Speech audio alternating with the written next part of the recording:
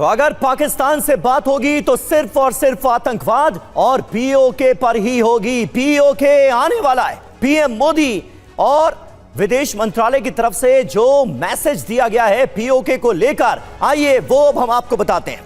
अब पाकिस्तान से बात होगी तो पीओके पर ही होगी, पीएम मोदी ने कहा। विदेश मंत्रालय ने कहा अवैध रूप से कब्जाए हुए भारतीय क्षेत्र को पाकिस्तान खाली करे। ये दो टूक बताया गया है। एक बार फिर मायने क्या है? कश्मीर पर कोई विवाद नहीं है, सिर्फ पीओके पर बात होगी भारत और पाकिस्तान के बीच। और दूसरा बड़ा मुद्दा आतंकवाद।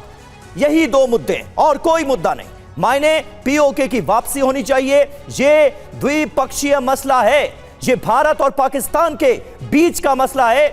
यहां पर ये जानना बताना महत्वपूर्ण है कि पीओके को लेकर, पाकिस्तान को लेकर हमें किसी की मध्यस्थता स्वीकार नहीं है। बहल साहब, किस तरह से इसे आप देखते हैं? साफ तौर पर यह बताया गया है कि अब वक्त आ गया है पाकिस्तान पीओके खाली करे, अवैध कब्जा छोड़े। देखिए, हमारे प्रधानमंत्री जी ने बहुत क्लियर मैसेज दिया उनको कि terror and talks can not go together. अगर कोई बातचीत भी होगी तो सिर्फ दो ही मुद्दों पे होगी, टेरर पे होगी और पीओके के ऊपर होगी। पीओके हमारा है, आपको वो खाली करना पड़ेगा। लेकिन इसमें मैं आपको पीओके की हालत के बारे में भी एक दो चीजें बता देना चाहता हूं। वहां पे बहुत ज्यादा अशांति है।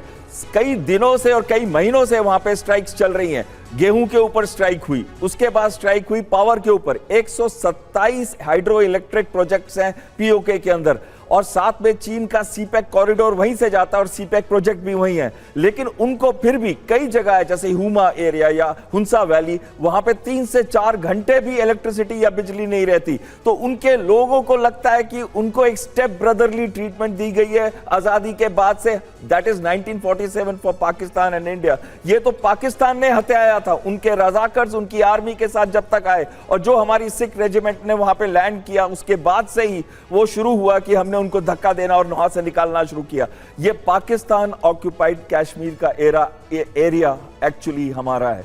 इसे उनको खाली करना ही पड़ेगा।